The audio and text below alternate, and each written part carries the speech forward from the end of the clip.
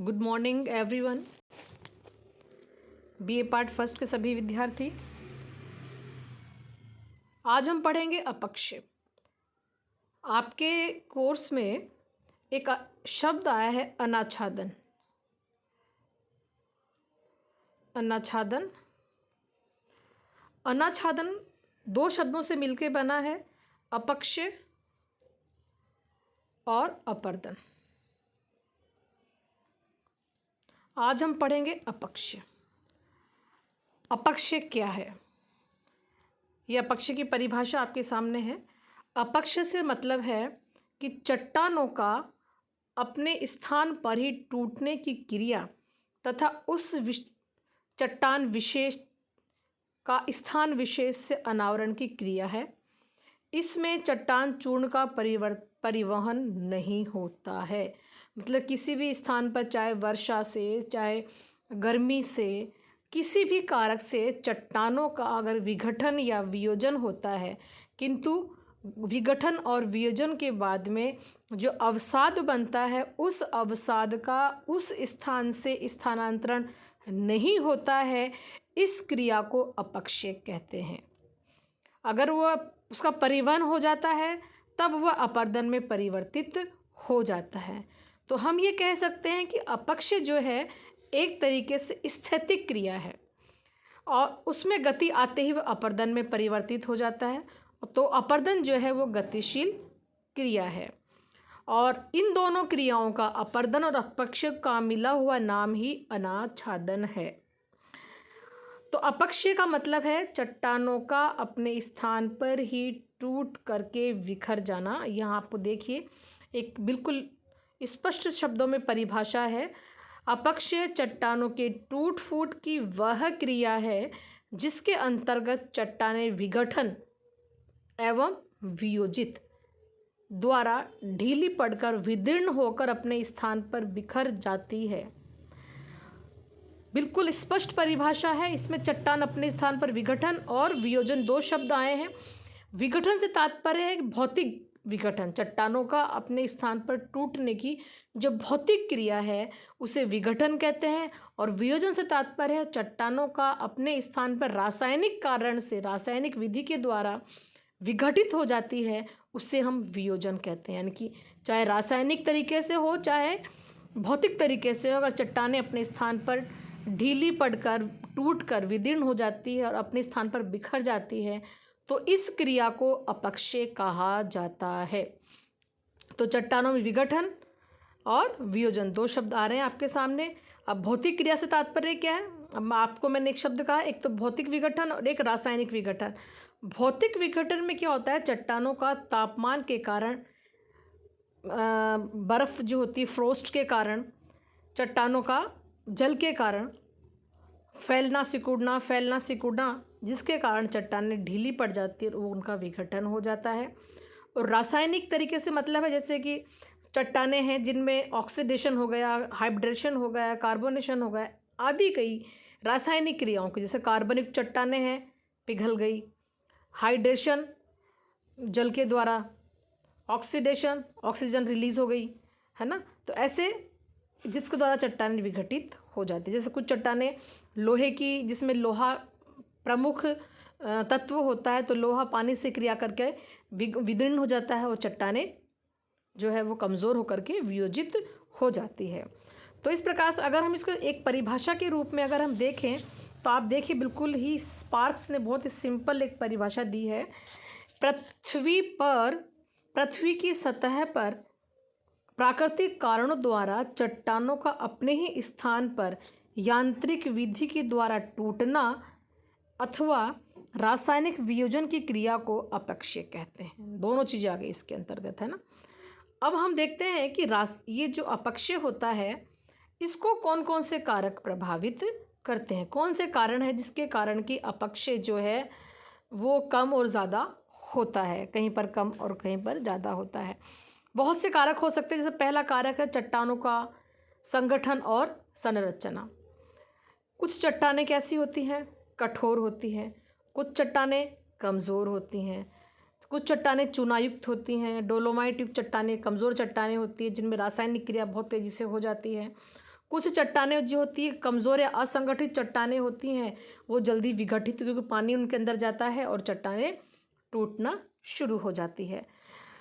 जो चट्टान जैसे चट्टानों की जो लेयर्स होती है उसमें कुछ चट्टानें लंबवत रूप से बिछी होती है, कुछ चट्टानें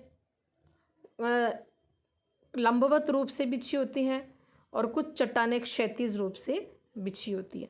अक्सर इस तरह के लंबवत रूप से बिछी हुई चट्टानें जो हैं इनका विघटन जल्दी हो जाता है और लंबवत रूप से बिछी हुई चट्टानों का विघटन देरी से होता है। अब अपन नेक्स्ट लेते हैं जलवायु। जलवायु की विभिन्नता। अलग अलग जगह पर अलग अलग तरह की जलवायु पाई जाती है, जिसके कारण कि चट्टानों का जो अपक्षय या वैदरिंग की क्रिया जो होती है उसका पर्याप्त प्रभाव पड़ता है। जहाँ पर उष्ण और आर्द्र कटिबंधीय जलवायु पाई जाती है वहाँ पर रासायनिक अपरदन अधिक होता है, क्योंकि वहाँ पर क्या होता है, पानी बहुत अधिक होता है और पानी अधिक होने के कारण चट्टानों पर लगातार पानी के साथ संपर्क में रहने से उससे रासायनिक क्रिया हो जाती है, जिससे पानी, जैसे कि कोई मान लीजिए पर्वतीय भाग है, यहाँ से लगातार पानी आ रहा है, लगातार पानी आ रहा है, तो ये चट्टानें क्या करेगी, इसको घोलती हुई अपने साथ आएंगी। इसको अपन लीचिंग की क्रिया कहते हैं, अपक्षालन की क्रिया कहते हैं, है ना, वॉशिंग होती चली जाएगी। जो मरुस्थलीय भाग होते हैं, मरुस्थलीय भागों पर चूँकि पानी तो कम होता है लेकिन टेम्परेचर का वेरिएशन बहुत अधिक होता है। टेम्परेचर दिन में तापमान बहुत अधिक होता है, रात में तापमान कम हो जाता है, तो जिसके कारण दिन में चट्टानें फैलती हैं, रात में चट्टानें सिकुड़ती हैं। और तो चट्टानों के फैलने और सिकुड़ने के कारण चट्टानों में यांत्रिक अपक्षय अधिक होता है। किसके कारण? फैलाव और सिकुड़न के कारण। तो जहाँ मरुस्थलीय भाग होते हैं वहाँ पर भौतिक अपक्षय होता है, जो कि ये रासायनिक अपक्षय जल्दी तेज़ी से होता है। अपन नेक्स्ट लेते हैं वनस्पति। वनस्पति को हम दो रूपों में ले सकते हैं। वनस्पति चट्टानों को बचाती भी है और चट्टानों का विघटन भी करती, दोनों ही तरीके से वनस्पति का रूप मान सकते हैं। क्योंकि जहाँ पर बहुत अधिक पेड़ होते हैं वो अपरदन को रोकते हैं, मिट्टी को पकड़ के रखते हैं, है ना। लेकिन कुछ वनस्पति, जैसे कि आप ये देख लीजिए, पर्वतों पे जो पेड़ पाए जाते हैं उनकी जड़ें फैलती हैं तो वो चट्टानों को पार करती हुई फैल जाती हैं, तो वो विघटन का काम भी करती हैं। अब अपन देखते हैं कि जो ये कारण है, जैसे चट्टानों का संगठन और संरचना, किसी भी स्थल का ढाल का स्वरूप कैसा है, जलवायु की विभिन्नता, वनस्पति के कारक, ये सभी कारण हैं जो कि प्रभावित करते हैं अपक्षय को। अपक्षय का मतलब समझ रहे हैं ना, कि अपने ही स्थान पर चट्टानों का फैलना और सिकुड़ना या फिर टूट करके विदीर्ण हो जाना, इस क्रिया को हम अपक्षय कहते हैं। अब आते हैं कि ये अपक्षय जो होता है वो कारक और प्रकार कितने होते हैं, कितने प्रकार के होते हैं, और कौन कारकों के आधार पर ये कितने प्रकार के होते हैं। आप ये देखिए, अपक्षय के जो कारक एवं प्रकार जो होते हैं, भौतिक, यांत्रिक, रासायनिक कारक, प्राणिक, ये तीन मुख्य कारक है जो कि अपरदन या अपक्षय को परिणाम देते हैं। भौतिक या आंतरिक अपक्षय। भौतिक का मतलब मैंने आपको बताया था, जिसमें किसी भी तरह की रासायनिक क्रिया नहीं होती। आपको मैं भौतिक और यांत्रिक में स्पष्ट कर दूं। भौतिक क्रिया से या भौतिक विघटन से तात्पर्य है कि किसी भी चट्टान के मूल रूप में परिवर्तन नहीं होता है। बहुत बड़े संगमरमर का टुकड़ा ले लो, चाहे बहुत छोटा टुकड़ा ले लो, उस छोटे टुकड़े में भी वो सारी विशेषताएं हैं जो बहुत बड़े मार्बल के टुकड़े में होती है। तो वो उसका छोटा रूप, हम उसको और छोटा कर दें तभी भी उसके अंदर सारी विशेषताएं होती हैं जो एक बड़े मार्बल के टुकड़े में होती है। तो ये जो विघटन है इस तरह का, जिसमें मूल रूप या उसकी संरचना में परिवर्तन नहीं होता है, उसे हम भौतिक परिवर्तन कहते हैं। जबकि रासायनिक परिवर्तन में चट्टानों के अंदर जो विघटन होता है उसमें मूल रूप से बिल्कुल परिवर्तित हो जाती है, उनका केमिकल जो फॉर्मूला होता है वो बिल्कुल बदल जाता है। प्राणी वर्ग, प्राणी में जैसे अपन वनस्पति ले सकते हैं। वनस्पति मैंने बताया था ना, एक तरीके से वो अपर्दन को प्रभावित घटाती भी है और बढ़ाने का काम भी करती है। जीव जंतु जैसे चींटियां हैं, छोटे छोटे बिल बना करके जमीन को बाहर से खोदती रहती हैं। दीमक है, कई सारे जीव होते हैं। मानव तो निश्चित रूप से करता है, बड़े बड़े पर्वतों को मानव ने समाप्त कर दिया। तो अब हम आते हैं किस प्रकार से भौतिक जो परिवर्तन है वो होता है। मैं आपको यही समझा देती हूँ भौतिक या यांत्रिक अपक्षय क्या होता है। भौतिक या यांत्रिक अपक्षय के अंतर्गत सूर्य का ताप, तुषार, तुषार का मतलब होता है जो पाला पड़ता है ना, बर्फ, तुषार के कारण, सूर्य ताप के कारण चट्टानों में विघटन होने की जो क्रिया होती है उसे यांत्रिक। वो 3 कारण होते हैं भौतिक के इसके अंदर। कौन कौन से? एक तो ताप यानी कि सूर्य ताप, तुषार स्नो के कारण जिसे पाला कहते हैं, फ्रोस्ट कहते हैं, और वायु के कारण चट्टानों में जो विघटन होता है उसे हम यांत्रिक अपक्षय कहते हैं।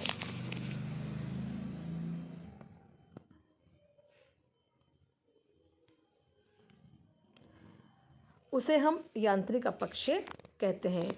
अब है कि किस प्रकार से यांत्रिक अपक्षय के कारण चट्टानों का विघटन होता है। आपको मैं बहुत ही सरल उसमें समझाती हूँ कि जैसे धूप के अंदर जैसे ही सुबह हुई, सूर्य की किरणें चट्टानों पे पड़ी, चट्टानें फैल गई। फिर रात हुई, तापमान कम हुआ, चट्टानें सिकुड़ गई। लगातार बहुत लंबे समय तक ऐसी क्रिया होते रहने के कारण चट्टानें जो हैं वो कमज़ोर हो जाती है, उनका संगठन कमज़ोर हो जाता है और वो बिखरने लगती, टूटने लगती है। ग्रिग्स नाम के एक ज्योग्राफर थे, उन्होंने इसका एक्सपेरिमेंट भी किया कि क्या वास्तव में ऐसा होता है क्या।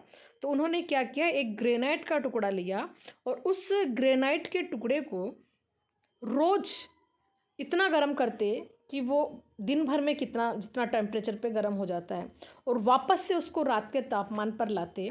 तो लगभग ऐसा उन्होंने इतनी बार किया जैसा कि जितना 200 सालों में होता है, और वास्तव में वो जो ग्रेनाइट का टुकड़ा था वो उसमें दरारें पड़ गई, वो विघटित होना प्रारंभ हो गया। तो ऐसा होता है कि बहुत लंबे समय तक चट्टानों पर तापमान के घटने और बढ़ने से चट्टानें फैलती और सिकुड़ती हैं और विघटित होना प्रारंभ हो जाती है। अब है कि ये तो अपन ने देखा तापमान के कारण। तुषार, मैंने कहा था ना, तुषार मतलब फ्रोस्ट के कारण भी जो बड़े बड़े टुकड़े होते हैं वो विघटित हो जाते हैं। कैसे होते हैं बच्चों? देखो आप, मान लीजिए यह कोई स्थल है और यहाँ पर दिन का तापमान अधिक है, रात का तापमान इतना कम हो जाता है कि बर्फ़ जम जाती है ना। मान लीजिए चट्टानों में पानी अंदर चला गया, कोई छेद है, मान लो पहले तो यहाँ पर हुआ तापमान के कारण विघटन, इसमें छोटी छोटी दरारें पड़ गई, दरारें पड़ने के कारण इनमें पानी चला गया, तो रात को वो पानी तुषार में यानी कि बर्फ़ में परिवर्तित हो गया। वही पाला जो क्या कहते हैं, बर्फ़ जो थी, क्योंकि आपको पता है बर्फ़ जो है वो पानी जब बर्फ़ में परिवर्तित होता है तो उसके आकार में, उसका आयतन में परिवर्तन हो जाता है। आप कभी कांच के ग्लास के अंदर बर्फ़ जमाओगे तो कांच का ग्लास फूट जाएगा। क्यों फूटेगा? क्योंकि बर्फ़ जो है उसका आयतन बढ़ता है जब वो पानी के अपेक्षा उसके आयतन में वृद्धि हो जाती है। इसीलिए क्या होता है कि अब यहाँ पे पानी चला गया, तो पानी दिन में तो पानी था, रात को बर्फ़ बन गया। बर्फ़ बनते ही दरारों में जो थी पानी जो था बर्फ़ के रूप में परिवर्तित हो गया, और बर्फ़ जो थी वो फैलेगी तो क्या होगा, चट्टानों पे जोर पड़ेगा, फिर सुबह होगी तो वो पानी में परिवर्तित हो जाएगा, फिर रात होगी बर्फ़ में परिवर्तित हो जाएगा। बहुत लंबे समय तक जब ऐसी क्रियाएं चलती रहती हैं तो ये चट्टानें टूटने लगती, बिखरने लगती हैं। इस प्रकार से चट्टानों के तुषार के कारण, वायु के द्वारा तो होता ही है, क्योंकि किसी चट्टान पर लगातार हवा एक ही दिशा से, मान लीजिए ये एक चट्टान है, ये चट्टान है और यहाँ पर एक ही दिशा से लगातार हवाएं आ रही हैं और इससे टकरा रही है, तो क्या होगा, हवा के साथ जो बारीक कण होते हैं धूल के, वो इन चट्टानों से टकरा करके इस चट्टानों को तोड़ना शुरू कर देंगे। धीरे धीरे धीरे धीरे ये चट्टानों को तोड़ते हैं, जैसे इसके कारण अपदलन, प्लैंकिंग, ऐसी कई सारी जो है आकृतियाँ बन जाती है। आप आगे पढ़ोगे कि किस प्रकार से वायु के द्वारा कई प्रकार की स्थलाकृतियाँ बन जाती हैं। मैं आपको अब नेक्स्ट लेती हूँ रासायनिक अपरदन। रासायनिक अपरदन जिसमें अब मैं कई सारे आपको नाम दिख रहे हैं, देखो ये ऑक्सीजन, कार्बन डाइऑक्साइड और हाइड्रोजन। इन गैसेस के साथ जब ऑक्सीजन होता है तब आपको देखिए रासायनिक अपक्षय में आप ये देखिए ऑक्सीडेशन, जिसको हम ऑक्सीकरण कहते हैं। ऑक्सीडेशन में आप ये देखिए वायु के अंदर जो ऑक्सीजन होती है जब वो पानी के संयोग में आती है तो क्या होता है, जल में मिली हुई ऑक्सीजन की क्रिया चट्टानों के खनिजों पर होती है। इस कारण खनिज जो है उनके ऑक्साइड बन जाते हैं और इस क्रिया को हम क्या कहते हैं, ऑक्सीकरण। और ऑक्सीकरण के कारण चट्टानों में जैसे लोहा है, लोहा का ऑक्साइड बन गया तो क्या हुआ, चट्टानें कमज़ोर हो जाती हैं। आग्नेय चट्टानों में लोहा सल्फाइड पायराइट के रूप में होता है। ऑक्सीकरण हुआ, ऑक्सीकरण ऑक्साइड होते ही क्या हुआ, चट्टानें जो है वो कमज़ोर हो गई, जंग लगना शुरू हो जाती है। इस क्रिया को ऑक्सीडेशन या ऑक्सीकरण कहते हैं। कार्बोनेशन से मतलब है जब चट्टानों में जब पानी के साथ कार्बन डाइऑक्साइड गैस का मिश्रण हो। अगर पानी के साथ कार्बन डाइऑक्साइड गैस नहीं है और वो चूनायुक्त चट्टानों से मिलती है तो कोई रिएक्शन नहीं होती है, चट्टानों का कोई नुकसान नहीं होता है।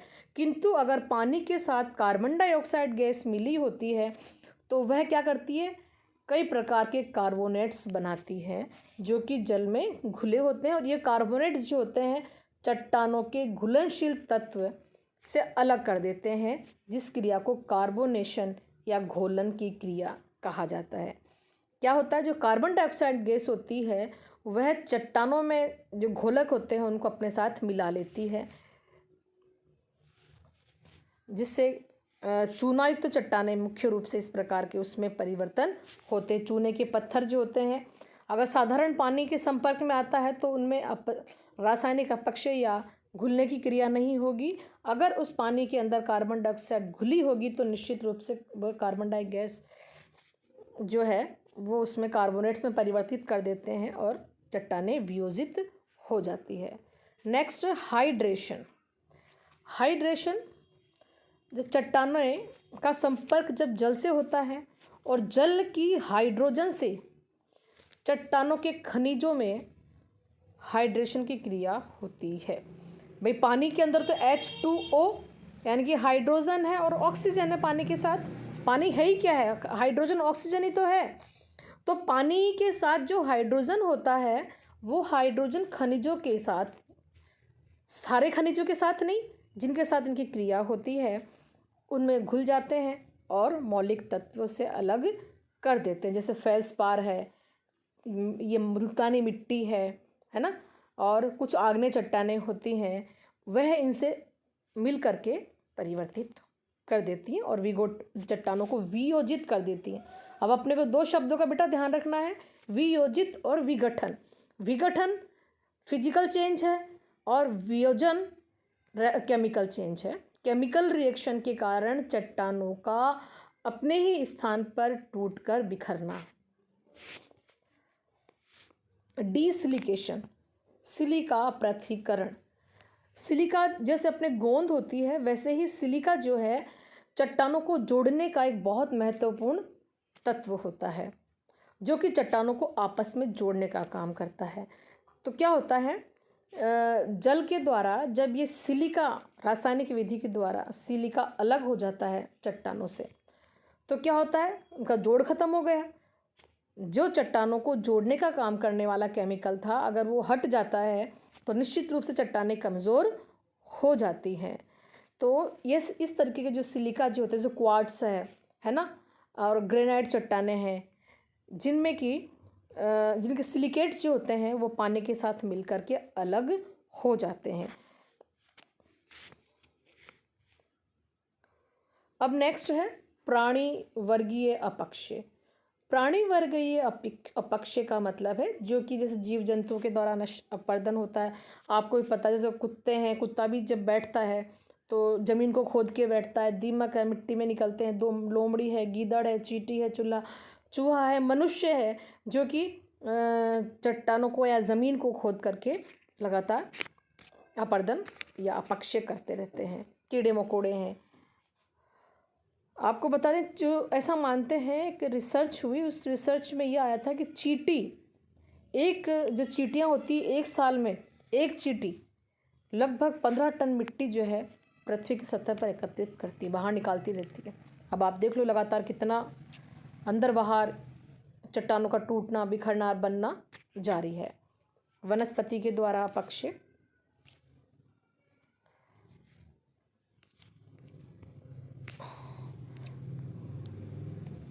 अब अपन देखते हैं कि ये जो अपक्षय है, इस अपक्षय का क्या क्या प्रभाव होता है, इसके क्या परिणाम होते हैं पृथ्वी के ऊपर। बहुत से परिणाम होते हैं। पहला परिणाम तो क्या होता है, अवसाद। चट्टानें टूटती बिखरती तो क्या बनता है, अवसाद। अवसाद जिसको कि चाहे वो नदी हो, चाहे हवा हो, चाहे बर्फ स्नो हो, जिससे हिमनद हो, लहर हो, जो भी है अपरदन के कारक, वह उस अवसाद को स्थानांतरित करते रहते हैं। अपक्षय होगा, उसके बाद की क्रिया क्या शुरू होती है, अपरदन। तो अपक्षय बहुत ही महत्वपूर्ण हो गया, एक महत्वपूर्ण क्रिया है। ये चैप्टर आपका समाप्त होता है। मैं आपको पीडीएफ सेंड कर रही हूँ बच्चों। आपको पीडीएफ देख करके आपको नोट्स बनाने हैं, वीडियो पूरा देखना है आपको।